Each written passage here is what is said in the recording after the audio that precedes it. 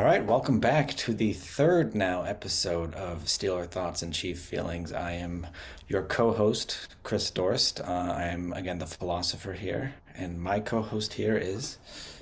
I'm Ajay Nair, and I'm the psychiatrist in this group. Thanks so much to everyone who's been watching. I know people have been watching us on YouTube. People have been downloading and listening to the podcast. It's available pretty much anywhere you can get podcasts. We are up on TikTok now at STCF8, and we're on Instagram at STCF715. 7 for Ben Roethlisberger, 15 for Mahomes. The 8-1 TikTok picked that by itself. I wasn't like thinking Kenny Pickett, it just happened. But if you all could just follow along anywhere you'd like, and we appreciate those of you that are already doing so. I guess, with the Chiefs being in the Super Bowl, maybe we should start with our state of the Chiefs first today. That makes sense. Sort of even blending the NFL general topics with the Chiefs specific topics right now, but I've got a couple for you, and we'll open with some like strictly football related topics, and then I have a couple maybe expansively Chiefs related topics. Okay, so in the Super Bowl, just I want to get your 2 cents on what do you think the Chiefs' game plan is going to be on offense? How are they going to try to attack the 49ers on defense? And is it run heavy, pass heavy, or what kinds of play calling do you expect? Well, I think one of the biggest things that we're going to try to do is we're going to try to attack the perimeter with either outside runs or like jet sweep action. I think, the biggest fear we have as an offense is that Nick Bosa is going to ruin this game. And I think the way to kind of calm him down in the pass rush is to run a lot of stuff at him. I think we'll run jet sweeps around by him. We did this a lot actually when we played them last year in 2022. And there were times when he looked almost as confused as I don't know if our listeners remember the Colin Kaepernick playoff game where he got Clay Matthews to do like a 360 spin on a zone read because Clay Matthews had no idea what was going on when the 49ers just destroyed the Packers in the playoffs. Nick Bosa kind of looked like that when we played against him. He was really confused. So I think we're going to really want to do a lot of that. The biggest worry we have is Fred Warner in the middle. And so if we can get Bosa not to run the game plan and find out what they're doing with Fred Warner. Fred Warner is going to match up with Kelsey. I think that is, honestly, if they're going to man up Kelsey with Warner, which I don't think they'll do, they play a lot of zone. We're going to try to, if they manned up Kelsey, we're going to other people. If they play like they do normally with Fred Warner patrolling the middle, we're going to move Kelsey in places where he's out of Fred Warner's zones and try to go to him that way. I do think this defense can be had if we can find an answer for Nick Bosa and not let him destroy this game. If he doesn't destroy this game, I feel pretty decent about us moving the ball. Yeah, so you think early on you'll see some jet sweeps or maybe even screens or wide receiver screens to slow down the pass rush there. And, Yeah, and I then think later, so. do you think you go ahead? Yeah. I think so. I think that early on we're going to get the first 15, I think, is going to involve a lot of kind of moving the pocket, quick plays to the outside, fake jet sweep actions or handoffs.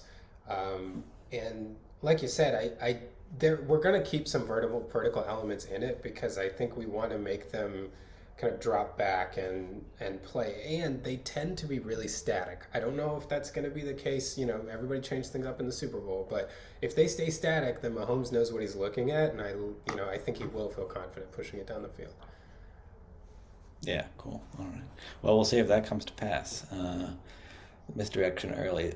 Canada was always a huge fan of the jet sweep. I've seen more jet sweeps in the last 2 years than I care to admit. But if it's going to slow down Bosa, I'll be all for it in this game. um, what about the defense? That's my next question. What do you think the plan or the hope will be for the defense in this game?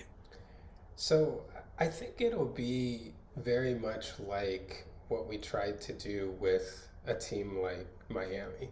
I think plan A is going to be to shut down the run and try to get them in second and third and long. Actually, I was listening to, interestingly enough, so my wife listens to this podcast called Every Single Album.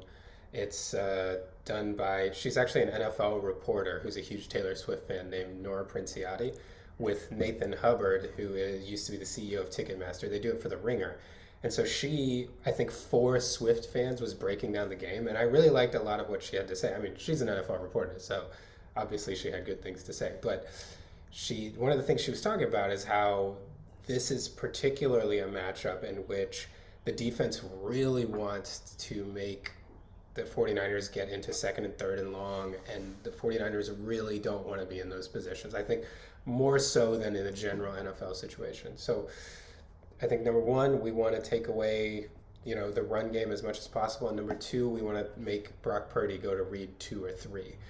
The one big difference between Brock Purdy and Tua, I think, is that Brock Purdy can create on the move. Like, Brock Purdy actually, like, I'm a little worried if he escapes the pocket, whereas I wouldn't be so with Tua. So um, that's the one kind of wrinkle compared to how, we played Miami twice and we were able to shut down their offense pretty well twice.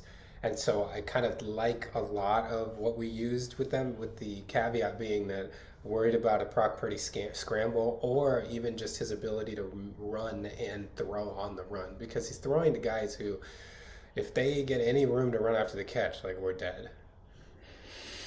Yeah, they're scary after the catch. How do you feel about the just sort of in the base defense being able to stop the run on early downs?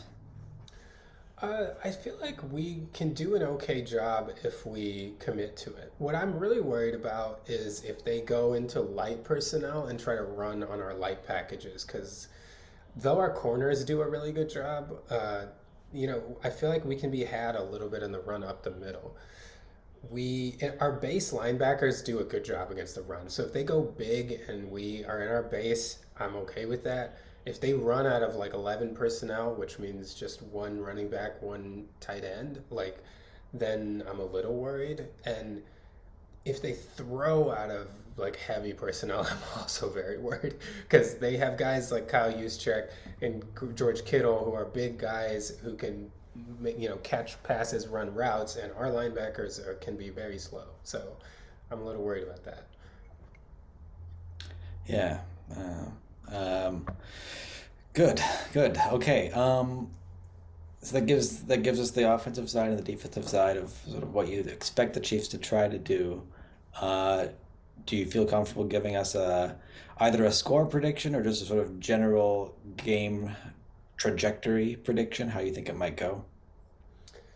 Yeah, I think both teams are gonna start like somewhat fast. I think that the Chiefs will move the ball early. I think the 49ers will move the ball a little bit early too. Like, the first two drives are probably going to leave me terrified about how our defense looks, I feel like. Um, and then I kind of feel like it's going to calm down a little bit toward the middle of the game. And, we might see more intermittent scoring. And then it'll be about the very end who can make a play.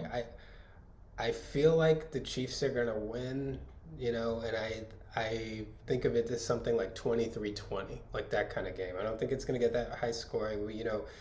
It might be like a 14-10 game at half or something, and then it'll end 23-20, something like that, where a lot of the scoring happened in the first quarter, it kind of trickled down, and then at the end there are a couple clutch drives that make the difference. So that's going to be a tense ending then, if that goes the way you're thinking. Yeah. Makes me stressed just thinking about it. I mean, it's interesting though that you think. I mean, you have this thought, right, that you're gonna be stressed after the first two drives or first couple drives, right? You're gonna be. Uh, you can like I've thought about this before, how you can sort of like predict where your anxiety levels will go over the course of the game, even though you don't know exactly what's going to happen in the game, right? In the first quarter you are going to be very anxious, right? And then maybe I mean, probably toward halftime it'll start getting anxious again. Third quarter, maybe it'll be a little bit better, and then fourth quarter it's going to be tight, right? Like unless something goes haywire, unless one team just pulls away somehow. Usually that's how it goes. Yeah, and particularly, I mean, it's weird too, like the different kinds of anxiety. Like, we like follow that pattern that you laid out, but like if you're ahead, there's like a little different twinge to it than if you're a little bit behind. And for whatever reason, like, we are almost always like, I feel like we're gonna be going between being up like 10-7 or 3, like a lot of this game, and it's going to be one of those annoying times where it's like, why can't we put this game away? And then I feel they're going to come back and tie it, and then it'll be like 2020, and then we have to come down and Butker makes a field goal late or something to win it. It's going to be something like that, I think, and that, because it kind of goes to what we talked about last week, where like Andy Reid we don't always put games away. And, you know, not that he will be trying in the Super Bowl to put it away, but it would be nice if he did. I would love a nice, comfortable win. But on the flip side, I think if San Francisco does get ahead and they're able to continue running the ball, then that will be a lot of worry. I think that's what we can't let happen. I think it'll be very important for us to start well offensively, so I think it'll be a priority. Yeah. I like your comment there though about the sort of different flavors of anxiety, whether you're ahead or behind, right? If you're ahead, the anxiety is a kind of like, yeah, I would say it's kind of like tinged with dread, right? Because you can sort of just, it's like we're not pulling away. We are leaving. We are open for like, a gut punch here. Whereas if you're behind, the anxiety is sort of like, I don't know how to characterize it, but it's like, well, we're losing, right? So we have to do something essentially. So it's almost more like motivational anxiety as opposed to dread filled anxiety. But dread can be nice in certain circumstances. Like some of like my favorite TV shows are really dread inducing, but not. It's one of the worst feelings watching a football game. Right? Like that's why do we do this to ourselves? I sometimes Yeah. wonder. Well, that's the thing is like you basically for the fanatical football fan, you have two options. You're either in a state of constant anxiety or you're in a state of hopelessness because your team is so bad that you're not good enough to give yourself the anxiety. Those are really your That's how it's options. been for me recently. Yeah, yeah, right. Yeah, yeah. Um, and then occasionally you get flashes of hope, but just enough to remind you what it felt like, right? um, anyway, yeah. Okay, next question. This is a little bit more. So the next two, I guess that was three questions. So I got two that are sort of more, I don't know, personality based questions, interpreting personalities here, which I think would go with our theme. So you probably heard a lot of people say like Mahomes is cocky, uh, and I wonder about your take on that. Do you think Mahomes is cocky, and what's your diagnosis on why people think that? I mean, certainly not everyone thinks that. But Yeah, I mean, if depending on what you mean by cocky, I don't think of it as like in a pejorative way, but I think Eric Bieniemy said it best when he called him a competitive prick. I feel like that's kind of how, Mahomes to me is like a more well-adjusted mentality of someone like Michael Jordan. Like he is very competitive. He remembers things a lot, but he's able to kind of leave it to football and be outside in the rest of his life. It seems like he's actually able to be comfortable around his family and not be thinking about winning all the time and, say things, be a normal person in a press conference or, so he's managed to balance that really well of between the white lines being someone who's really motivated and obviously when he's training he's very motivated but he's got a little more balance in his life than sometimes we're used to seeing historically, at least from our descriptions of those hyper competitive athletes who, even the way that people describe Brady, where like he lived, ate, and breathed football to an extent that it was, I think if you met someone like these people in normal life, you would be like, I don't think you'd like them. So this kind of dovetails into another. I believe that sports is a great avenue for people that have this like crazy pathological personality where they're so driven to be competitive that actually if you knew these people just in regular life and they didn't have sports, you'd hate these people, right? They're so competitive. They just want to beat everybody and everything. Nothing matters except winning. But we've found this way societally to take this trait and make it productive and make it something that we all enjoy and they enjoy and people enjoy playing with them and doing things with them and it's very interesting how we've kind of developed this avenue because I don't know that this is actually a great personality for like a group socially. But when you're trying to achieve a goal together, which sports naturally creates all the time, maybe having somebody that's like that driven and that competitive can be very beneficial. Yeah, that's interesting. I mean, so like Tom Brady would be like the person at the family Christmas party who's like super competitive about Scrabble or something like that, right? Like spends the whole time trying to beat everybody. Yeah, right. And no one wants that, Yeah. right? But there's like okay, so I see what you're saying there about sports being like a sort of avenue for hyper competitive people to sort of just indulge their hyper competitiveness essentially in a productive way. Um, but I feel like there's a slight difference there with the sort of the cocky slash huge ego personality versus the hyper competitive personality, and maybe these often just go hand in hand. Um, but I never got the sense, and maybe you can correct me if I'm wrong. It doesn't. I get the sense Mahomes is very competitive, but I don't get the sense that he's got this massive ego. And maybe again that's just because like I like the Chiefs and I like watching Mahomes do so well. Because I do remember thinking that Brady had a massive ego back when the Patriots were dominant and winning everything. I wonder if you have a take on that. Yeah, I agree with you. I think if we're saying cocky in the sense of like someone who's really egotistical or self-absorbed, I don't think so. I think he has because in order to be really competitive, you have to at least have the confidence that you always think you can win. So there's a little bit of ego that necessarily has to come with that. But I don't think Mahomes hasn't. I've always said it's okay to think that you're better than people, but it's not okay to think you deserve more than people or you should be treated better than people or that, you know. So I think that distinction is very important. And I think Mahomes is the kind of person that thinks he's the best. And, he probably is. But I don't think he thinks that he should be treated differently or that he doesn't have to earn it just like anybody else or that he can get away with treating other people badly. Like those are the things that I think when you think someone has too much of an ego, it's when you think the rules are different for you than for other people. And I don't think he's like that at all. Yeah, yeah, I get that sense too.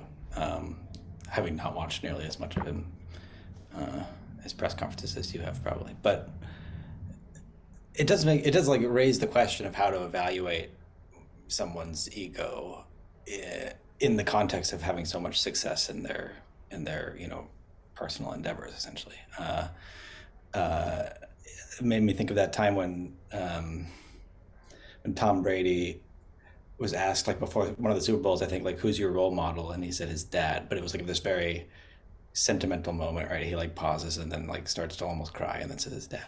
And I was thinking about that kid, like you couldn't have a moment like that if his career had been like terrible, right? If someone asked you, Tom, who's your role model, and he never won a game or something, like one of the worst players in NFL history, it wouldn't be sentimental like that. It would be you would be reflecting on a career that went terribly, and you'd say, well, my dad. But it would not be, you wouldn't have this. So there's this sort of interesting feedback between like the kinds of situations that your competitiveness or whatever it is puts you in, and then the way we read your personality off of that. Um, I don't know exactly where that goes, but I always it makes me wonder: should we be evaluating personalities in a vacuum, or do you have to evaluate a personality? Like, how do you evaluate someone's personality, or whether they're cocky or ego-driven or whatever? It just seems like it's a really hard thing to do when people are in these very different circumstances, and the circumstances impact how they act. No, that's absolutely true. And I think, yeah, you're right that it has to be very contextual necessarily as you laid out because of how different everybody's circumstances are. And I think that one way that I always like to fall back on is if you get testimonials of how they treat other people or how they like I remember Barry Bonds rumor had it used to have like a chair in the locker room that no one else was allowed to sit in except Barry Bonds. And it's just like I like that's where it's like if you especially people that you don't need anything from, if you treat those people badly, I feel like that's kind of indefensible. Like, I don't have a lot of black and white rules about what makes a good versus bad person, but I feel like if you treat people that can give you nothing badly, like that's a pretty bad sign, right? Because that just means that the only time you treat people well is because they have value to you personally. That's when I think people get Hmm. more egotistical. So, like Tom Brady, there would just be stories. I remember after the Bucks won the NFC Championship game in the 2020 the COVID season. There was that story that everybody loved and I didn't like as much. That like there was a young Bucks player, I don't remember who it was, who was crying because he was going to the Super Bowl, and Tom Brady basically said something like, I believe there was an expletive that I won't say for YouTube on here, but it was basically like, "Why are you crying? We have a game to win." Like, and it's just like I understand, like, and we kind of glorify that kind of thing, and this is where sports is like a place where that's productive. Look, he's motivating his player to do well in the Super Bowl, but it's also like that empathy's not there, right? That ability to, like, you can do both. These things aren't mutually exclusive. I hate the people that are like, you have to be a prick to be good at a sport. It's not true. We've seen so many good athletes that are nice people too. You can be your competitive prick in between the white lines like Mahomes is and just be a nice person outside. I don't think it's that hard. Yeah, good. That's good. We should have a short of you saying that right there because that's a good short content right there. Okay, I have one more question about the Chiefs, vaguely about the Chiefs, which is about this whole. Well, you might have heard that Travis Kelce and Taylor Swift have been dating. It has Uh, come up. Yeah, it has come up. yeah, oddly. And there are these people who are not happy about seeing a few seconds of Taylor Swift at Chiefs games on the broadcasts, and I would be curious to get your take on what's going on there. Why are people getting worked up about that? And maybe there's a lot of reasons. Well, so I have a lot to say on this topic. I think, and it's time. Taylor Swift, the topic. Number one, they don't show her that much. Like they just don't. Like when Rob Ryan was defensive coordinator of the Cowboys, they showed him way more on the screen all the time. And Cowboys fans would argue that he did as little to help he did more less to help the Cowboys than Taylor Swift did to help the Chiefs. Like number two, this is good for football. Like she is bringing a fan base that didn't watch football before and is enjoying it. And she herself is talking about liking football. She was like, I didn't have football in my life. I was missing out on this. We should be celebrating this. This is somebody who's outside of the football sphere who's bringing people in and is actually liking football, not being like, oh, this is a dumb sport my boyfriend plays. Like, it's good for the NFL. It's good for revenue. There are more fans. I feel like NFL fans are becoming like those fans of like an indie band who like gets really like mad when the band blows up, and then there are all these other people that are fans like you weren't there from the beginning. It's like, who cares? It's a band you like. They're being successful. They're doing more things. Like why are you mad that more people like this? I don't understand it at all. What's going to happen? TV revenue is going to go up. The salary cap might go up. Like these are all good things for the NFL. And the actual, like, if you're a football guy, the actual product on the field is not changing at all. If you only care about the football, what you care about is not at all changing. So why do you care? I honestly feel like there's just a little bit of there's a little bit of like outrage culture. People just want something to be mad about sometimes, and it's fun to get mad about things. And this is the thing that people are getting mad about. I don't know. I just feel like it's such a nothing deal. And I am someone who watches every Chiefs game. So if they were gratuitously showing a bunch of stuff that people didn't want to see on TV, I feel like I'd be the first to tell you. But she's barely on the screen. Half the time I don't even know if she's at the game or not until like halfway through the first quarter when they show her. All right. Yeah. I agree with your take that this is like a kind of an instance of outrage culture. It reminds me of those days like in like middle school when, some new rule would be made, or like you're not allowed, you have to sit alphabetically in this class or whatever, and then someone or other, we could both probably think of some people from middle school who would do this, would get very worked up about this. And then it would be like the story of the day or maybe the week about the injustice that was perpetrated on us because of who knows what. But I mean, it just feels like that. It's just like, yeah, then I get caught up in it too, and I get mad about it. But like, aren't we a little over that? I mean, it's a grown woman watching her grown boyfriend play football and enjoying it and having a good time. Like, why would this be a bad thing? Isn't this like a happy thing to see? And maybe like we don't really know Taylor Swift, we don't really know Travis Kelsey, but we kind of do, right? Like we've seen them in enough context that like I would, whether the things that I think that Taylor Swift thinks or the things that I think she believes or the motivations I think she has, whether those are all really what she thinks and believes and what her motivations are, I don't know. But you could say that about anyone that I take myself to know as well. So I feel like it's just like watching someone I kind of know be really happy. Like, why would that be a bad thing? I just don't get it. Yeah.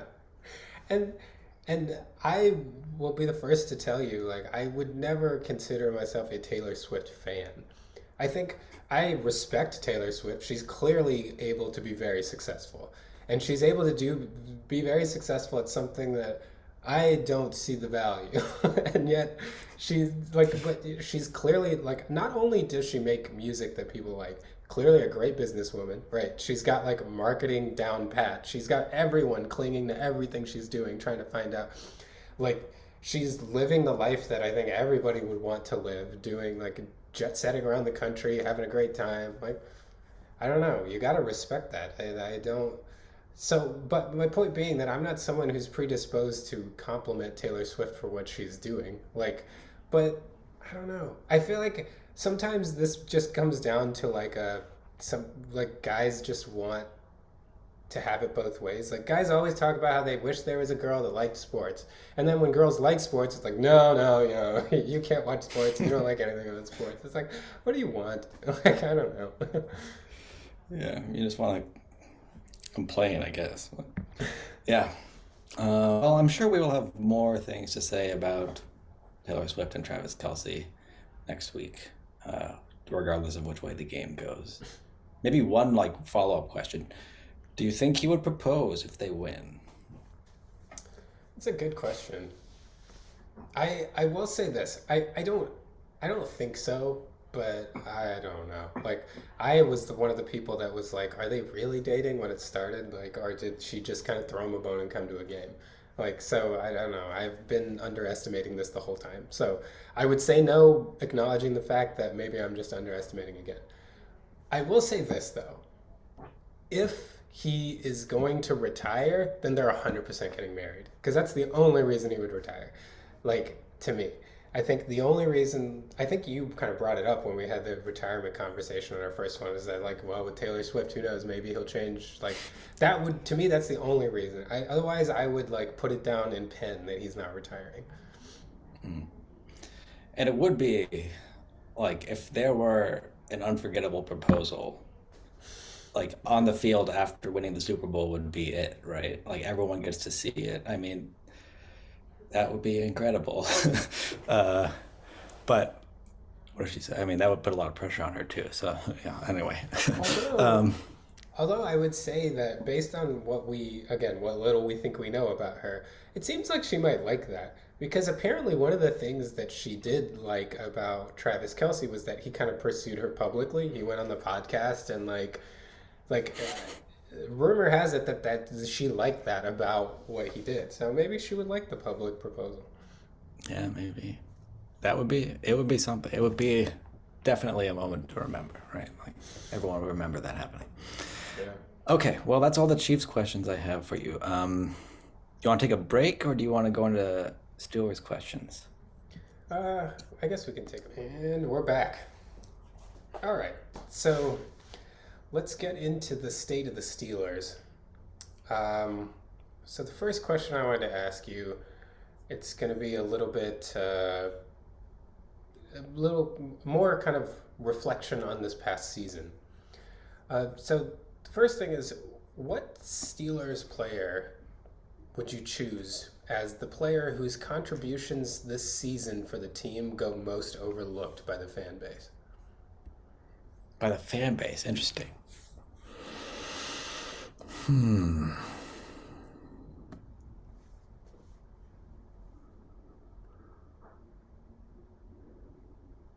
It's not great to have a really long pause in a podcast, but cannot help it right now. um, okay, I'll say this. A lot of Steelers fans, a lot of Steelers fans do not like Deontay Johnson. Um, because he's got a I mean, he has had some drops, and he certainly earlier in his career he had some drop heavy seasons, um, and he's dropped a couple crucial passes at times over even like the last two seasons probably. Um, and there were some plays earlier this year, against maybe it was the Bengals, I think, when there was a fumble and it looked like he like sort of saw it happening but didn't do anything, just like walked right past it. He claimed that he didn't see it happening, but I still apologize for it and everything. But certainly, like you could say that he was not in some plays putting in as much effort as he should have been putting in. That was actually on a play immediately after he had dropped a touchdown pass, which arguably should have been ruled a complete pass anyway. But yeah, so there have been like certain circumstances that have led people to be really dismissive of him, think we should trade him, things like that. Uh, I don't think any of that. I think he is one of our most valuable offensive players. I think if you look at like watch the tape on him, he will get open like he will find himself, well, not find himself because he's doing it, but he will get so wide open, so regularly. It's just amazing, and our quarterbacks don't frequently find him, but he is. If he had a top level quarterback that knew how to look for him and knew how to get the ball to him in these different situations, I feel like he would be, top five receiver in the league. So I think Deontay Johnson gets underappreciated by Steelers fans. I think he's a definite number one receiver, and to have him opposite George Pickens now is very exciting if we ever get competent quarterback play. Not to take a shot at Pickett, Pickett keep doing your thing, but just do it better. Yeah, so no, I think it would be. I think I would say Deontay Johnson because he just gets a lot of flack and he doesn't deserve it. He's one of our best players. Yeah, it's funny the way that you described him, on film reminded me a lot of what people were saying about Sammy Watkins when the Chiefs got him, because he had like an okay season for the Rams the year before, and the questions were like, why did we pay him so much money? And the thought process was he was getting open, he just wasn't getting thrown the ball, and I feel like he was a fantastic player for us. He just couldn't stay healthy. Like when he was on the field, I still feel like his playoff runs in 2018, 2019 should make him like a Chiefs legend forever. Like, especially in 2019, performing like he did to help us win the Super Bowl, which is, and this is can be another topic for another day, but it's another reason why I'm so happy for the Marquez Valdez-Scantling redemption this year, because I consider him on the same level for his playoff run last year. And like I understand why people were so disappointed in him through the year, but like if MVS doesn't play as well as he did last year, we don't win the Super Bowl. Like we needed him so much, and he came through. So once you've done that, like I'm not gonna shake it. Not that word, but I'm not gonna talk badly about you as a Chiefs fan. Yeah, that's right. I don't know. Our offense would be, and we could see it earlier in the year. Deontay Johnson was hurt for a while, and I mean, our offense was bad anyway, but it was just extra bad without him in there. So yeah, I mean, please don't trade him. If when I'm sure Mike Tomlin is listening, I'm sure Omar Khan is listening. Please don't trade Deontay Johnson. Yeah, Be terrible. thankless receiver, thankless position as a receiver. If you can get open all you want, then if the offense isn't clicking, you just don't look good. Yep. Okay. Next question. If you could make a Madden create a player for next year, any position and any attributes, but they have to like fit a realistic play style. So what kind of player would you make for next year's Steelers team? So, and I know like quarterback's the easy answer. Like you can make a quarterback if you want to, but then pick like the style of quarterback. Like what attributes would you really want that quarterback to have to, or if you pick another position, what attributes would you want that player to have to most fit with what the Steelers could do well? Um, yeah, quarterback is like it would definitely be quarterback, but let's not take the easy answer. I will say center. We need a center and an athletic one who can get up to like the second level and block in space. Uh, so high athleticism, obviously good blocking, run block, pass block. But I think center would be the not so easy answer here, especially with Arthur Smith's going to want to do a lot of like I imagine a lot of power running and stuff like that, and I think having a athletic center that can do things even at the second level will be helpful for that. I think I would not be surprised if we draft a center very high, maybe in the first round, um, after signing Arthur Smith here. Um, to go back maybe to the easy answer, quarterback. I mean, I still want Pickett to succeed, so let me just I'm just gonna take Pickett and tweak the stats on Pickett, right? So we're gonna go way up on accuracy, way up on arm strength, and way up on vision, I guess. I mean, it's weird though, because I didn't, after the first season, I kind of thought the vision and accuracy didn't need to be increased. They were sort of they took care of themselves, and now I don't know that anymore. But if you could take Pickett, increase the arm strength, increase the pocket presence as well. He gets skittish in the pocket, and I don't blame him given that he's taken some nasty hits in that pocket behind our not great offensive line. Um, so uh, yeah, increase the pocket presence. He has this tendency to just bail in the pocket or do this kind of like 360 spin as he's running away. So he's looking temporarily at our own end zone, which I don't know what the point of that is. Um, but yeah, I think I would take Pickett and increase pocket presence and arm strength primarily, hoping that accuracy and vision go back to where I thought they were after the first season. So I've answered the question twice now. I feel like that's fair, right? And quarterback and center. Center is interesting. So you're saying you don't think Mason Cole is the second coming of Marquise Pouncey? No, I think we originally thought Kendrick Green was going to be the second coming of Marquise Pouncey, and he turned out not to be not quite that. You and I talked much about that over over instant messaging. There was yeah. So we have not found a capable center, or at least not one that's capable of doing what we want to do since I Marquise Pouncey retired. I feel like it can be like a baseline rule. If you're an athlete and you're on the ground a lot, it's probably not a good thing. And I feel like every time Kendrick Green was like, it was like an insect with like the legs up in the air, like a cockroach or something. Like it, I've just never seen an offensive lineman on his back so much. Yeah, or one that just totally whiffs. I mean, I'm not gonna like. I know like playing offensive line is very challenging, right? Having I've watched. I mean, I'm sure I don't know the whole of it, but I know at least a little bit of it. And there's a lot I'm sure that's going on very, very quickly, and you're getting like punched in the face while you're doing it. Uh, so I'm sure it's a very difficult job. And so who am I to talk shit about it or bad things about it?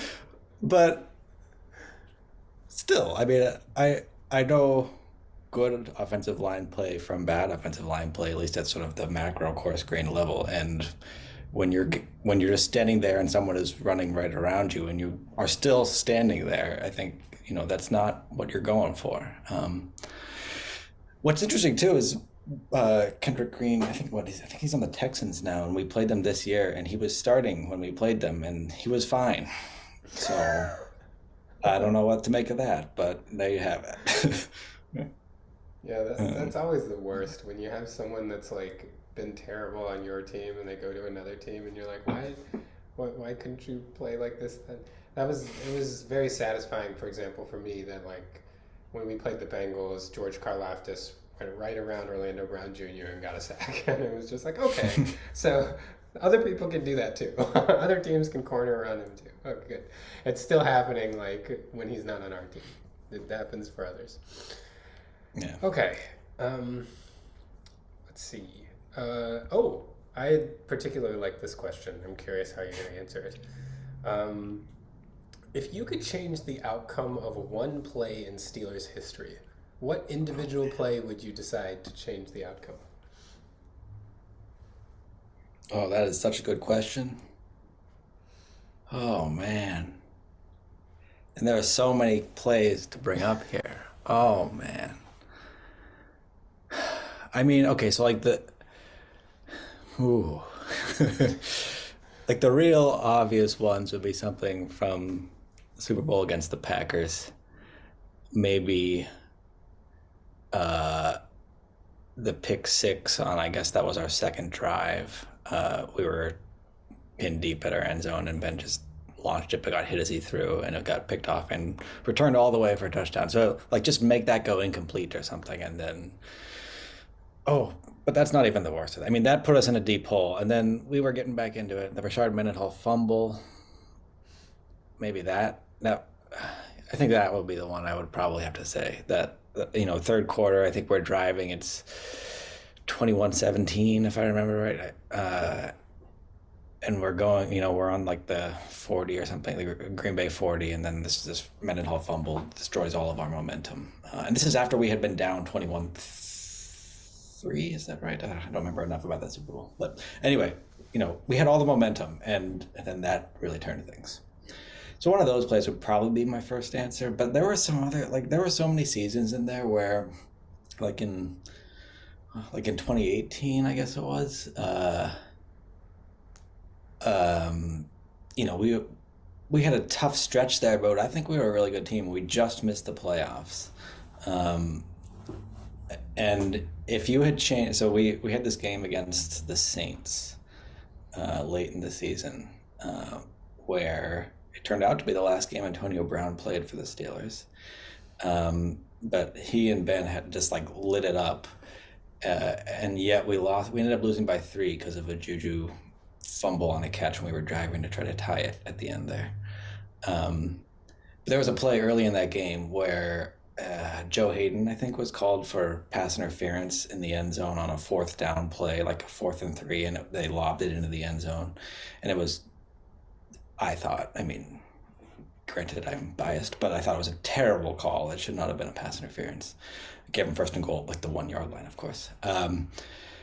So change that play, just make it the right call, and I think arguably we make the playoffs, and Antonio Brown doesn't have the doesn't storm out and not come to team meetings the next week, uh, and we beat the Bengals the next week, but that was without Brown playing, and who knows, the whole team sort of just we had this great offensive powerhouse, and then it stopped pretty abruptly at that point. So that would be another play I would think about changing, that pass interference play on Joe Hayden. Yeah. Yeah. I mean, there's so many other ones that I would want to bring up here, but uh, I should, yeah, I'll leave it there. So those two plays in the Super Bowl against the Packers, the Mendenhall fumble or the pick six on the second drive, I guess it was, or the Joe Hayden pass interference call against the Saints in 2018. On that, I don't know if like my memory of this game is going to be even worse. Like, I actually don't know that I have revisited the Steelers Packers Super Bowl since I watched it. But I have this memory. I think it was that score, 21-17. It might have, like, if I'm remembering this correctly, it might have been on the drive that Mendenhall fumbled. I just remember Mike Wallace having like a deep over and Ben missing him on it, and it was like he was at with the last line of defense, like, and it was one of those where I feel like Wallace kind of was bending it, and Ben wanted him to take it up because there was nothing, no one over the top, and Ben threw it as if he was taking it up, and Wallace came flat, and he 100% would have scored if they were on the same page, and it would have taken the lead, and that is the play that I remember always thinking about after that Super Bowl. That like I feel like the Steelers would have won that game if that they had connected on that play.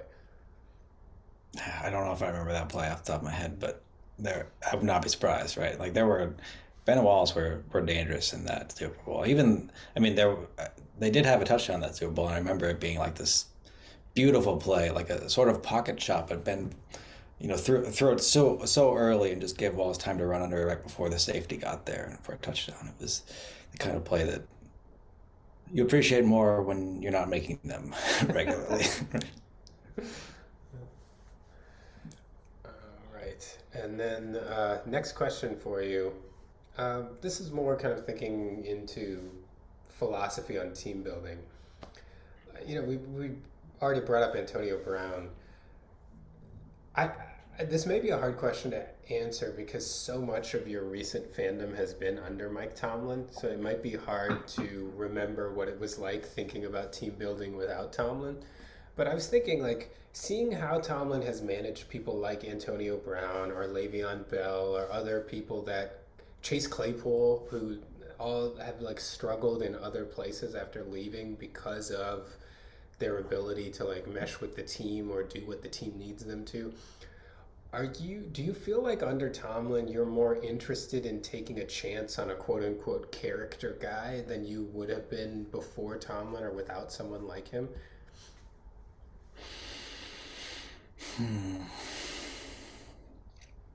By character guy, you mean someone like Brown or Bell or Claypool that would Yeah, be. like if somebody, storms off the field on their team next year and they're like, "Oh, the Steelers are looking at picking them up." Like, are you a little more willing to do that than you would have been? Yeah, maybe that's right. I mean, I do like I feel like Tomlin handles those situations. What's the, for some reason I want to say with great aplomb here, but I don't feel comfortable using that word because I'm not quite sure if I know what it means. Uh, he handles them awesomely. Let's put it that way. Uh, and I remember I think there was it 2 seasons ago or 3 seasons ago when we had Claypool. We were trying to rally against the Vikings. Come back from like this massive deficit in the first half, and we almost did. On the second to last play, we had Claypool caught maybe I'm not remembering this quite right, but Claypool caught this pass over the middle, and we had to go spike it. We didn't have time to celebrate, but he gets up and does like a first Oh down yeah. dance kind of thing, and like everyone else on the team was aware, like we cannot be celebrating a first down right now. We need to spike this ball. So, and then there was some talk after the game, like, what are you gonna do about Claypool? And Tomlin was like, this is the kind of situation that we do. You confront it, and you don't expect everyone to have learned everything from the get go, but it's a learning experience, and we'll make sure that it doesn't happen again. I don't know. I like the way Tomlin approaches those things, and yeah, like you look at like what happened with Brown when he left the Steelers, or what happened with Martavis Bryant, or what happened with Le'Veon Bell. I mean, all these people that were like, they were really promising when they were on. To put it lightly, I mean, Brown was on Hall of Fame track, and arguably Le'Veon Bell was looking like that too. By the way, he has a just this week he posted, I guess, an Instagram story about wanting to come back into the league and play for only one team, which presumably is the Steelers, given what he said before. But whatever. Um, yeah, that's you know, I feel like Tomlin must be doing something right behind the scenes there to get so much out of these people that in other contexts don't do much at all. Right. So, granted, Yeah. Brown won a Super Bowl, but wasn't what he was with us. Yeah, that's true. He did win the Super Bowl, didn't he? I forgot about that. Um, Yeah. yeah, it's interesting because I feel like Andy Reid kind of has that reputation of like, oh, he'll take a risk on people. But I don't know that having Andy Reid still gives me the comfort. Like, if there's somebody who's like, they've been a problem on another team, I feel like I'm still very risk averse and like, no, I don't think I want that player. And I just wonder what, because like Andy Reid has picked up those guys, but it hasn't always gone that well either. Like it's blown up in his face sometimes when he's done it too. Yeah. So I don't know. I'm just not that. I feel like I'm very protective of team culture. So I wonder what it would be like to have like full confidence in your coach to just be like, no, if Tomlin's Like I feel like if Tomlin is saying yes to someone, he knows what he's doing. It's just like okay, that's the stamp of approval. Yeah, I mean, it's not to say that there haven't been issues, right? I mean, like even this year with George Pickens, there were a couple times where it was sort of like we might not get to the end of the season without like a meltdown from Pickens or other players, but we did. We managed it. I mean, and it's not irrelevant that we played better down the stretch too. I'm sure that that tempers, um, people's uh, feeling upset. But yeah, I mean, Tomlin's, I don't know. Maybe I'm overconfident in him, but I feel like he knows how to manage people, to manage a locker room.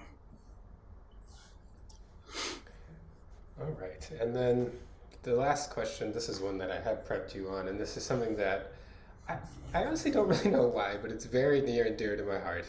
Um, I am a big proponent that I think Hines Ward should be in the Hall of Fame. And so I'm tasking you to make Hines Ward's Hall of Fame case to the people, present it to the Hall. Why should Hines Ward be in the Hall of Fame? Okay, well, thank you for asking this question and for letting me prep for it because I think I have some things to say. A lot of this has been said, but by the way, just a couple days ago, Peter King uh, called Hines Ward the best all-around receiver he's covered in 40 years. So Oh, wow. he agrees. That's high praise. I mean, I don't know if I would Yeah. even say that, but I would not say that. Let's put it that way. But he's like a phenomenal football player, right? Just so fun to watch. But okay. So let's get to the numbers first. All right. So if you look at just his raw receiving numbers, precisely 1,000 receptions. I'll make a little bit more of that later. 12,083 yards, 85 touchdowns. In the postseason, 88 receptions, 1,181 yards, 10 touchdowns, two Super Bowl victories, one Super Bowl MVP. Those stack up pretty well with a lot of his contemporaries. Not saying they're better than people like Reggie Wayne or Torrey Holt, but they're pretty comparable. And remember, Ward was playing on a run-heavy offense most of those years. Uh, Wayne and Holt, I don't think either of them's in the Hall of Fame either, but I think their prospects are looking better than Ward's are right now. Ward keeps becoming a semifinalist and then not becoming a finalist, and it's only going to get harder the more we have more gaudy receiving numbers since he retired. So it doesn't look that promising. But anyway, I think right. So based on the numbers, compare those to his contemporaries when he was playing. Uh, and then also remember that he was playing on a run-heavy offense most of those times, most of those years. And also remember that he was renowned for his blocking. I mean, that was often the first thing you talked about when you talked about Hines Ward, how good his blocking was. There's the Hines Ward rule. What you can't do the crackback blocks now that he knocked out. What was Keith Rivers? I think the Bengals linebacker when he came in, and I think broke his jaw or something. Which is not something to be excited about, obviously. But yeah, I mean, he impacted the game in a lot of ways, right? And in a lot of subtle ways that you don't necessarily see. Like you don't necessarily see a wide receiver blocking as a prominent sort of. It's not advertised. It's not even easy to catch on television, but it can often be really important for success on a play. So I think in that respect, his impact could be somewhat hidden, at least from the broadcast booth. Um, he's also like such a good team guy, right? Like every year he would come in like in training camp, he would have his name taped on his helmet, just like you would do as a rookie when you didn't have like your own helmet yet, and just try to he has to make the team again that year, right? Even if he doesn't really have to make the team again because he's under contract, and it would be crazy to cut him or whatever. But he took it seriously, right? And he loved playing the game. You could watch, like, if you watched Hines Ward highlights, he will almost certainly be like he have this crazy big grin on his face, and it's just awesome to see, right? Like someone that loves the game that much. Uh, I don't think I appreciated it at the time because it's just like, oh, this is what you do. But like, no, he loved it and he was having a blast. So all of those things, how do you not put him in the Hall of Fame? I mean, I don't know. I mean, I don't think he ever had like he wasn't like the kind of receiver that would just blow up and go for like 200 yards. I mean, he probably, I don't know if he ever had a 200-yard game or something, but he was very consistent, right? Like he was all, third down, you would be looking for Hines Ward. Um, you need a touchdown in a crucial moment, you'd probably be looking for Hines Ward, those kinds of things. So yeah, I don't think he would ever be the one that would, and wouldn't have like the Tyreek Hill or Antonio Brown style games where you just completely destroy the other team single handedly. But I don't know if you need to have that to be a Hall of Fame wide receiver. I mean, I don't think you do. Um, Also, precisely 1,000 receptions. I mean, that's pretty cool. To play 14 seasons and have precisely 1,000 catches when you retire. That should count. That should be a little bit extra, right? I feel like you did that very nicely. That well done. To hit that on the nose is impressive. So I don't know. I think yeah. Here's my other thought about this is that it's not obvious what the criteria are for inclusion in the Hall of Fame. At least I couldn't find very clear criteria when I looked it up. So there's a lot about the process, about like who gets to vote in the different rounds of voting and whatnot. Sure.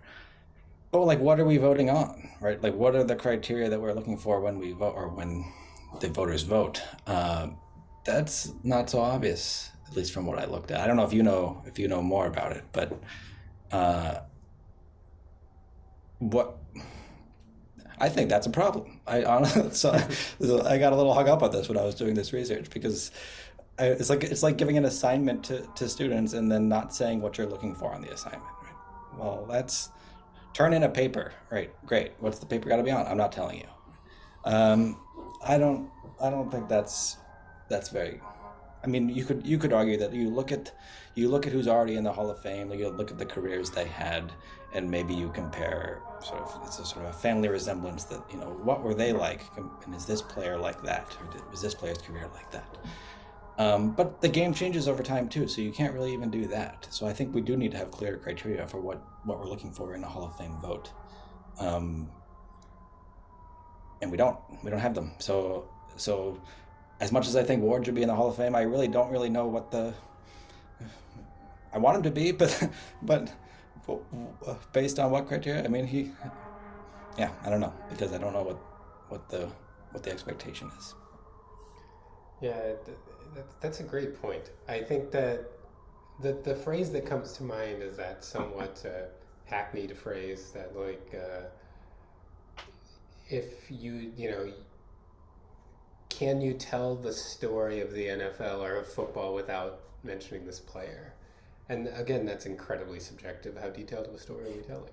But I would argue you cannot without Heinz Ward. I just think that I don't know.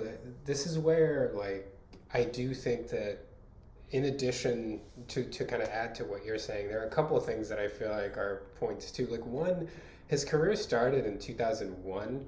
So like and I would argue that like Ben coming in what 04, and I don't think Ben was like a prolific passer until several years into his career. So like it's not like Heinz Ward is playing with like great quarterback play before halfway into his career. And like you said, it's always been a run heavy team until the very end of Ben's career. Like I think that matters a lot. I think it matters a lot that he barely ever missed games. Like I don't know that he missed more than like 2 or 3 games in any season. Yeah, I I think he. I looked this up. I don't remember what it was, but it was something very. It was very few games over the course of his career, and none in like the first half of his career. and and then that to go with like the blocking thing, like we talked last week about defensive like leaders and tone setters. Like Heinz Ward was a tone setter. Heinz Ward was like a guy that set the attitude for a team. Like you could not be a soft team when Heinz Ward is on your team. Like you couldn't. He was a winning football player. And one of these days, I'm gonna bring up the topic of a winning football player and what we think about, because I do think there's some nuance to like how much that makes sense. But like with Hines Ward, I don't know. I feel like you would always feel good about going into a game with him on your team.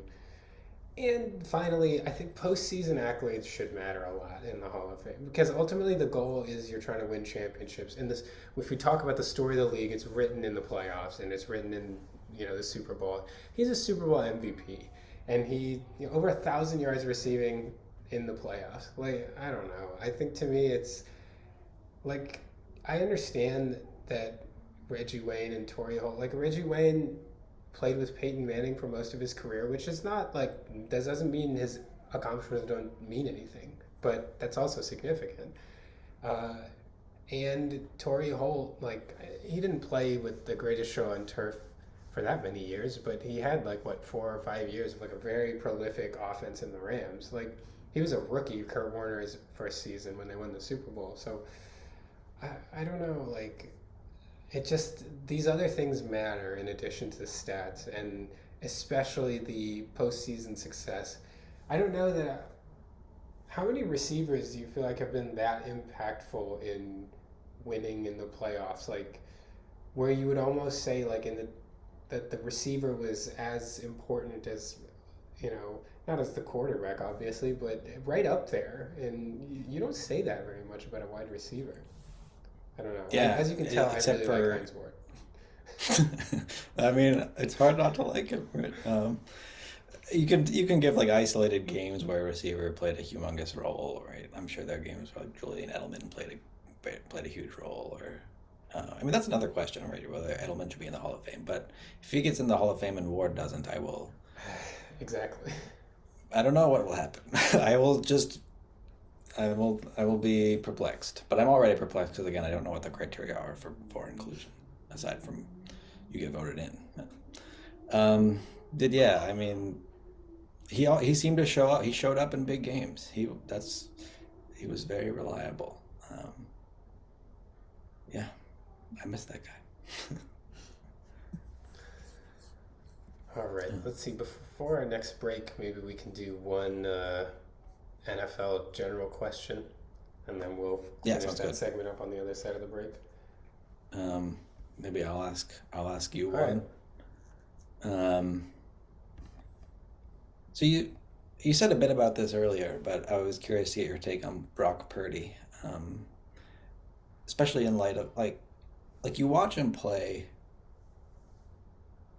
and something about the way he moves just makes you think that he does not have much game, right? He's I don't know exactly what it is. It sounds like something about the way he moves reminds me of the way I would move in an athletic context, and that does not give me confidence that he knows what he's doing. And yet he does have like he can make plays out of structure, and so I'm curious. What do you think about Brock Purdy overall? I think Brock Purdy is a good but not great quarterback. I think that he executes the scheme. I think it's always going to be hard to judge somebody in this kind of Shanahan McDaniel offense because clearly they want you to run the offense and they don't want you to do anything other than run the offense.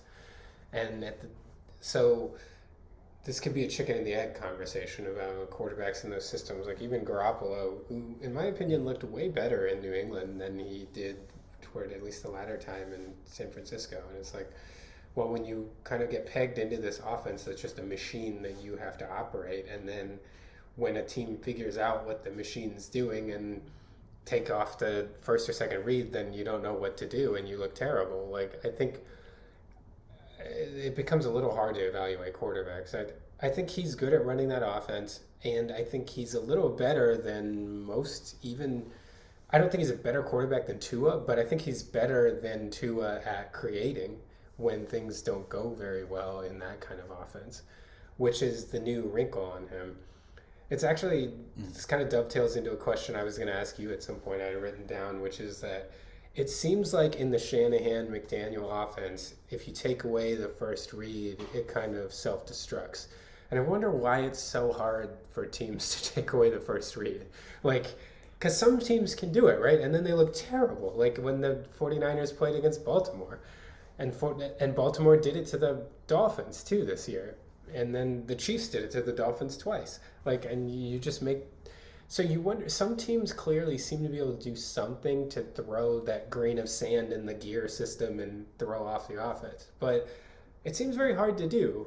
I don't know why some teams can and some can't. Yeah, I don't know either. I mean, we certainly have not figured out how to do it.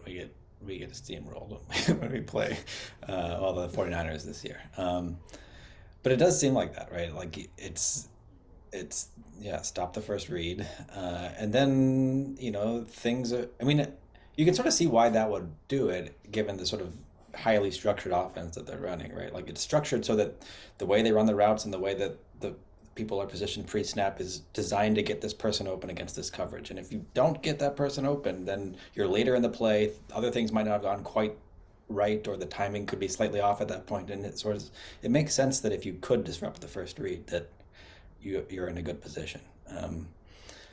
Uh, but doing that is, I guess, not easy. I don't know why.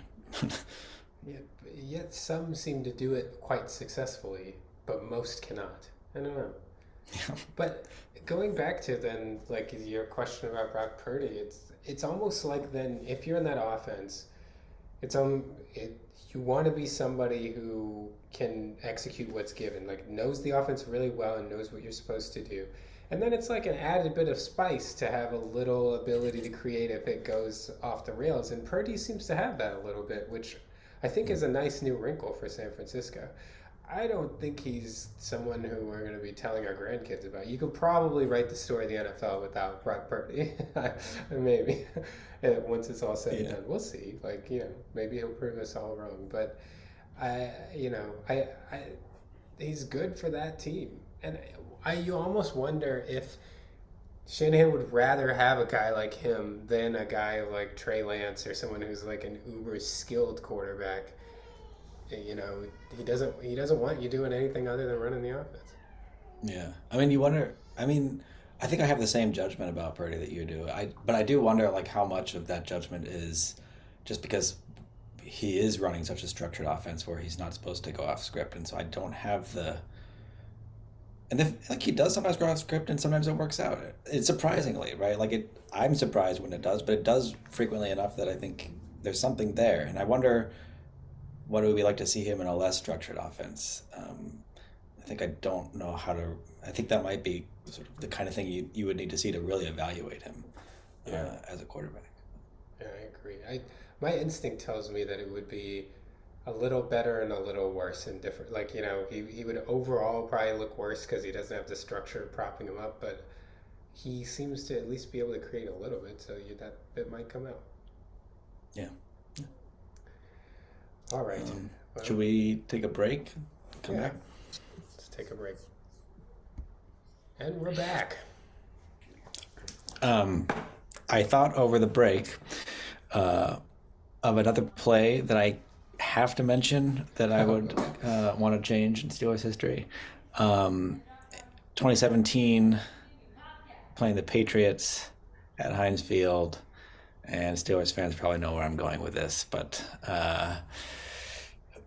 we're down by, I guess it's three at the time, very end of the fourth quarter.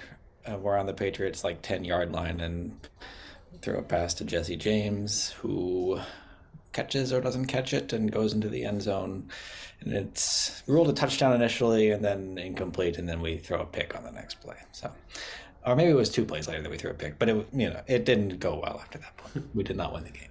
And that game was humongous for us, right? That was like essentially our Super Bowl that year. We were, I think, 11-2 going in, and the Patriots were 10-3.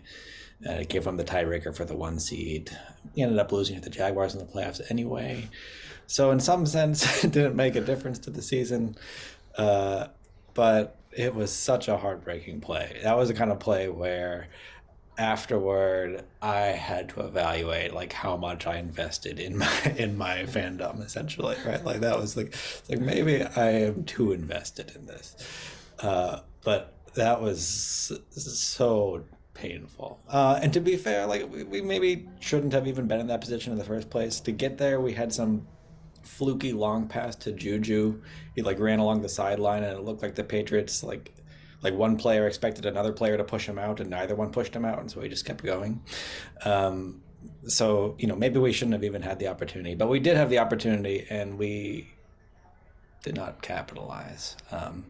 There's some Twitter account that's like, it's been X number of days since, every day tweets out, it's been X number of days since Jesse James caught that ball. Just can't get over it.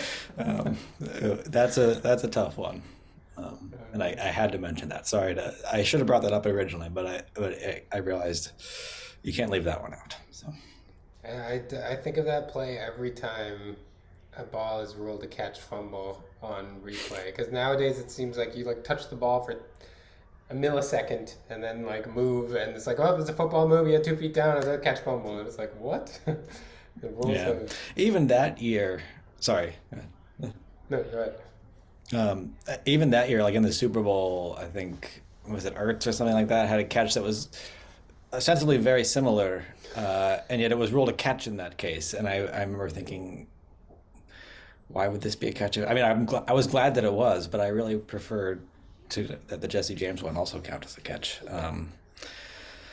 Yeah, and they changed the rule to, hopefully. I mean, I don't know if it's any clearer now, but that was part of, I guess, what led to the rule change about what a catch is.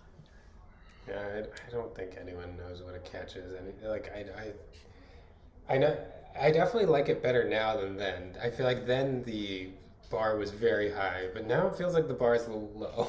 So I don't know. Yeah. I don't envy anyone, but like it's so amorphous what a catch is. I don't know. Yeah. All right. Let me see. We already kind of talked about the McDaniel offense. Let's see. What would a good? I mean, I've got a question for you if you All right. want. Yeah. Go ahead. This is a general question, and maybe it's one we could. Well, we'll see. I'll get your take on it now, and we can always come back to this later when we have more perspective on this. But how would you say that your fandom of the Chiefs has changed over time? And this is, I don't know if this is a Chiefs question or this is a general NFL question, I guess. Um, That's there's a lot of things you might say here, so I'll leave it up to you where you want to take it. But yeah. That's. I think more than anything, I feel like I have kind of settled in a little bit of contentment. I think we talked about, I don't remember if it was, I think it was the last episode, about how like, even though we're in a position where we're winning a lot, like I want to keep winning because you want to kind of squeeze that orange for as much as you got, knowing what it's like to not be there. I don't, as much as I feel for other fan bases, I don't ever want to lose to them. But I will say though that winning, so it's not like winning a Super Bowl, like going from a situation where I never thought, we were so far away from winning a Super Bowl for most of my life. And then we did, and it was like, okay, well, will everything be fine afterward? It's like, no, it's not like you stop wanting to win, but I think the losses hurt a lot less. Like, even with the idea, because I know some Chiefs fans are like, well, it hurts so bad if we don't win a Super Bowl because it's a wasted year of Mahomes. I don't feel like I'm that much. It's like, especially, there's something about two. There's really something about two versus one. When we won one, it's just like a lot of people win one off. They have a really good year.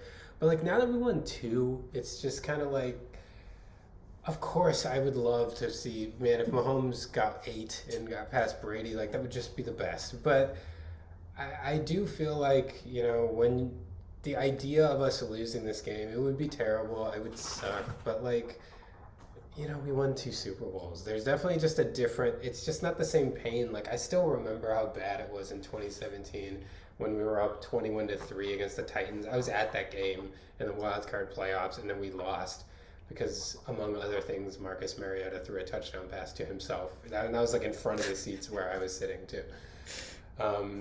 But it just hurt way more back then. Like, it doesn't hurt as much. You don't lose the desire. You want to win, and of course the pressure is different. Like, opening day pressure is different because you're like, we can only lose like 3 or 4 games this whole year to get the 1 seed. When your expectations are like that. But the losses just don't hurt as much. Mm. Yeah, that makes sense. You're in a situation now where it's like we were sort of in that situation with Ben early in his career where we'd won two and then we lost one. I mean, I guess you're about to yeah, you're about to have the fourth one here. So, but yeah, there was a time in there where it's like, yeah, okay, like we climbed the mountain or whatever, right? But but but certainly by 2017, 2018, felt like those were not those were not real pressing on the mind at that point, right? We needed to do it again. That was that was the thought. I mean, so I think that's what made some of those later seasons so painful, where it was like, yeah, we were close, and then change a little bit, and it goes very differently. But I don't know. Yeah, that's good though. I envy you. Yeah, I feel like because what can happen, and I think what did happen initially is, we won a Super Bowl, and then your expectations get really high, and then you almost forget to enjoy the ride a little bit. And I would argue that was kind of me in like 2020, 2021. It was like we had won one. I thought we were just going to go back and win another one, and then we got blown out by the Bucks in the Super Bowl.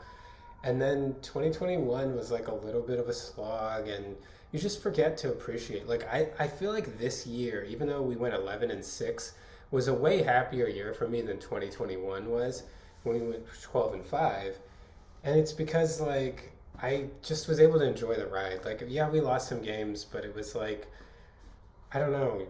We've won a couple. Like it's just not that bad. Like and I was it just I don't know. I felt a lot more level. I was actually getting annoyed with Chiefs fans with all the doom and gloom. I couldn't get on Chiefs Twitter after a loss because I was so sick of people complaining. I was just like, it's all right. We just lost a game in December. It's okay. Like and I don't think I would have said that we would do this, but it was always a possibility at least, and we did it. Yeah, so it's not coming from the sort of the comfort with the losses is not coming from a place of, well, I expect we'll be there in the end or whatever. It's more we've done it enough recently. Is that the thought?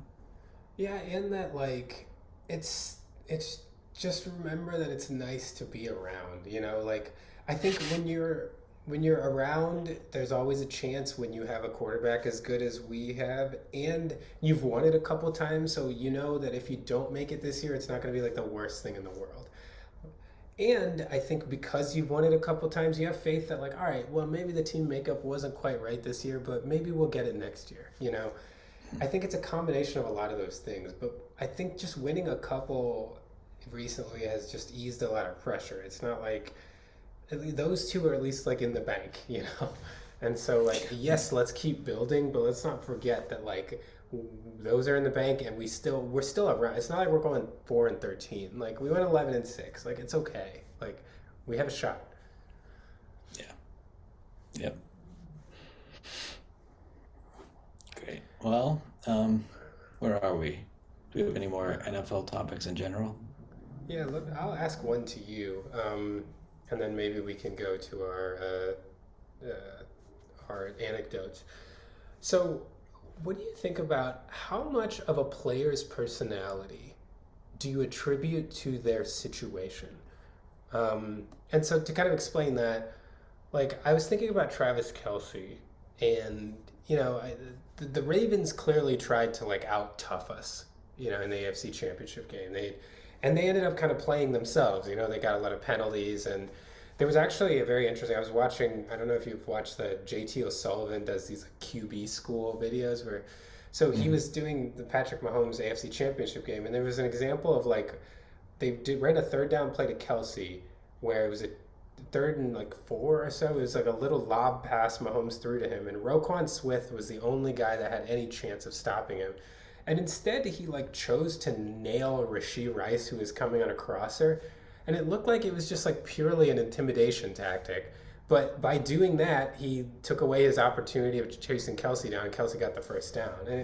I feel like the Ravens ended up like trying so hard to be tough, and then there was the whole Justin Tucker stuff before the game, but they ended up kind of playing themselves. And it really seems like Travis Kelsey has become, like Mahomes, one of these guys that you can trust to be very mentally tough in these situations. He gets up for playoff games. You can trust him to be even keeled. And I would argue he wasn't like that when he was younger.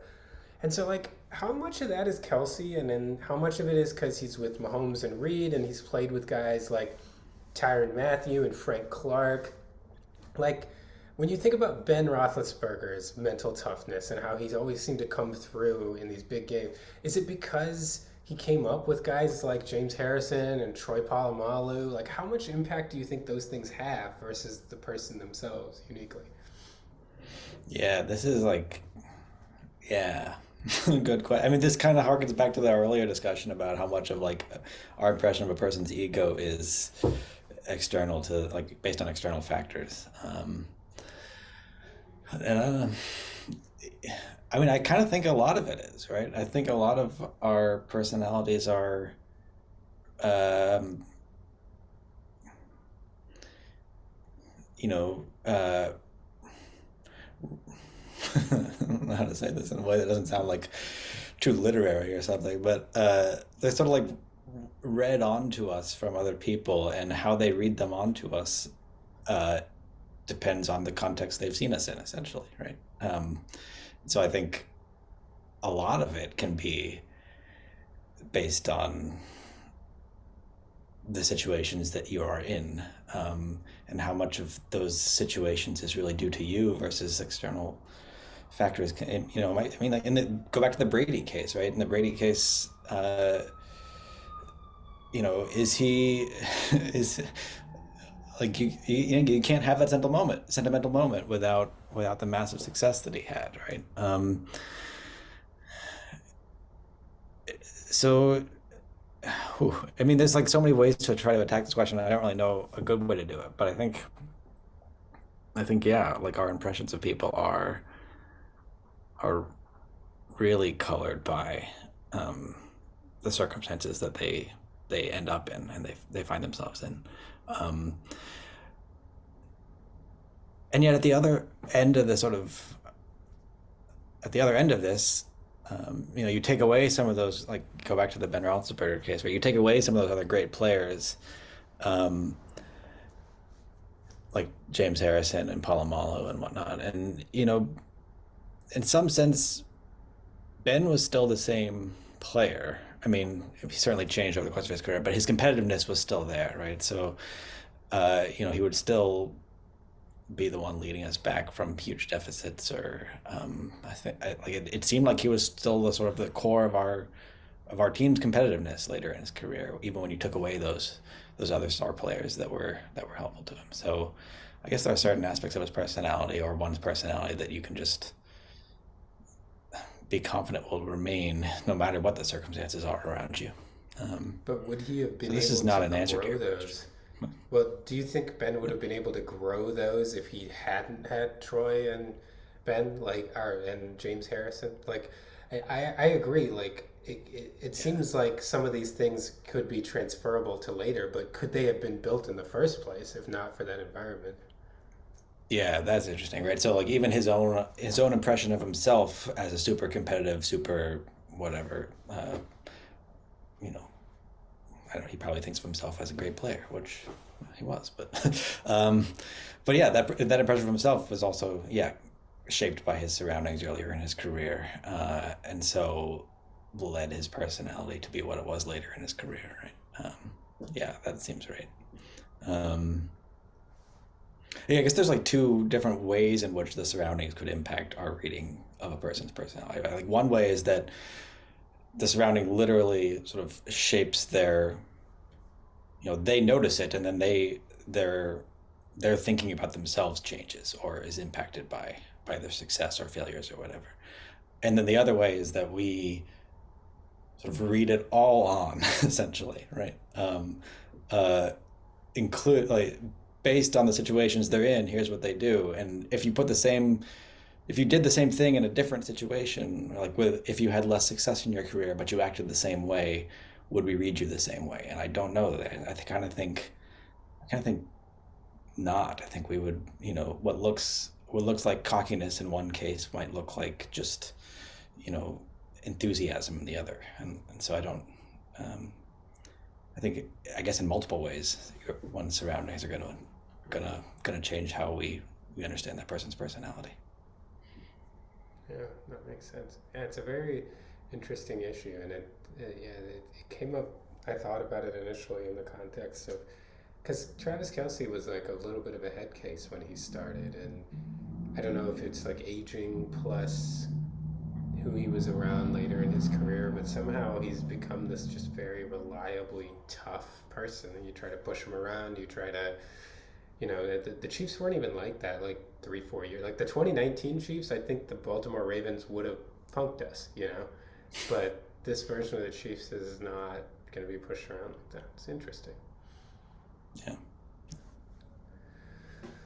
All right. Well, shall we go to our anecdotes? I think this time Sure. it's my turn to start first. Yeah. Yeah. You Um, go ahead. so I'm going to go back again to Columbia Independent School. In fact, I'm going to go back to being on the tennis team. Another tennis story.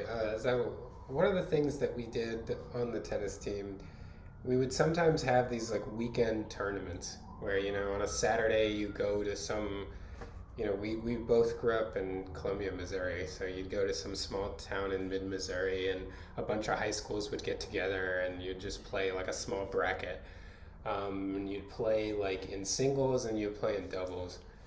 And I think that the story I'm thinking about is we had gone to Fulton, Missouri, which those of you may remember is the place where Winston Churchill gave his famous Iron Curtain speech. Fulton, Missouri. There's actually a piece of Fulton, Missouri in London to commemorate that speech. I went all the way to London to see a piece of Missouri. Um, but so we had gone to that tournament. We came back, and it was sometime in the late afternoon, and we had all come back in Sonu's car, and so it was Sonu, our other friend Vladik, and me. The three of us are in his car, and we were driving back, and we were thinking before we had all left our like respective. I think Vladik and Sonu's cars were both at Columbia Independent School, and we were thinking before we went back, we could stop at this Chinese buffet we like to go to called Great Wall, and it was something like $7.99 or $8.99, like all you can eat. And so we thought we would stop there, we would eat a meal, and then we'd go. And we were trying to figure out if we had enough money to do this. And so we were like collecting all the cash we had together, and we ended up being like $1.50 or maybe more short. It might have been close to like $2 plus short. And so we then started like collecting all the change that we had. And we're getting to the point of like counting pennies. And we managed to just get the total that we thought we needed in order to pay. But it was so close that it probably took us like 3 or 4 minutes to like collect all this change and figure, like we were digging through Sonu's car to try to find change. And we got enough. But it was so close, and I was so unsure about it that I made us go pay for the buffet beforehand just to make sure we had enough money and that we didn't have a position where we like ate for an hour and a half and then we couldn't pay for it. So we do all that. We sit there for like 2 hours, like eating all you can eat at the buffet, and we come back to the car. Actually, now that I think about it, I think it was Vladik's car we were in. We come back and we get to the car and we sit down in the car. And I think like Sonu's like fiddling with the glove compartment, and he pops the glove compartment open, and there's a $5 bill just sitting in there. And we were all just like, we couldn't like. It's just one of those moments where you're like, like we went in like honestly, we were a bunch of like we handed them like this huge thing of change, and we did all this, and there's just a $5 bill sitting. Like it was one of the most embarrassing paying for something things I've ever done, and we could have avoided all that time and all that embarrassment by just opening the glove compartment. Oh, that's great. And it wasn't even like, did you, if you presumably didn't have to dig for it, it was just like right on No, top it was there. just right there. That's as good as it gets. Yeah, that's pretty sweet. I wish I could have seen your reactions to that. Uh, Well, so I did think of an actual anecdote, an actual episode this time. It's short, but I think again maybe insightful to who we were slash are. Um, So this was in world history class in maybe 10th grade. Did we take history in 10th grade? World? I I think it don't was know. It ninth was it grade. was it was Ninth definitely grade. Yeah, at because we did ninth European grade. in Okay. 10th grade. Okay. Well, maybe this was European. Yeah, this must have been European then. Um, Mr. Henderson was our teacher, and we were I don't know, we had done a reading for the class on that day, and at one point he was asking a question about I don't exactly know what the question was, probably like who wrote this famous thing. And having both done the reading, we both knew the answer, and you raised your hand. Uh, and the answer was this French guy, a French novelist, I guess, Honoré de Balzac. Uh, and so Jay raised his hand, just like innocently, gonna answer the question, right? And I think I remembered it just because of the name, and so I knew the answer, and I immediately started laughing before you even said anything. Uh, and then you started laughing, and then I think that just, I mean, I'm not sure where that, I don't think that went anywhere, but that was who we were at that stage of our lives, right? Like the people that would laugh at that name. And that's probably the kind of thing that happens all over the place, right? Like that's the kind of there's always, I'm sure that there have been students that laughed at that name in many classrooms, and people listening probably know those students. And so we were those students that laughed at that name in 10th grade. That's who we are. That's, And I still laugh when I think about that. So, I remember too, like, I feel like I was particularly trying to be the person that wasn't gonna laugh at it. Like I was thinking about how to pronounce it so it didn't sound like Balzac. Like I was trying to like, how do I say it? And I just could like, I just, oh yeah, that's exactly who we were. yep. Yeah. We saw where that was going, and we could not help ourselves. Yeah, right. Yeah, well, that's it. That actually reminds me of another anecdote I'm gonna have to say for next week. Oh, good. Yeah, this is helpful. I am like uncovering pieces of my past the more we do this. So thank you for helping me on this journey. Ah, all Um, right. well, yeah, I thank you everyone for listening all the way through again if you did that. And we'll be sure to recap the Super Bowl next week. I'm Um, hoping that'll be a good thing for me. yeah. Yeah, maybe we won't recap it. If it goes badly, we'll just move We'll right just on. ignore it happen. It never happened. Yeah. Anyway, well, we'll be All back. right. We'll see you all next week. But thank you for listening, and thanks for sticking with us here while we learn how to podcast. Yeah.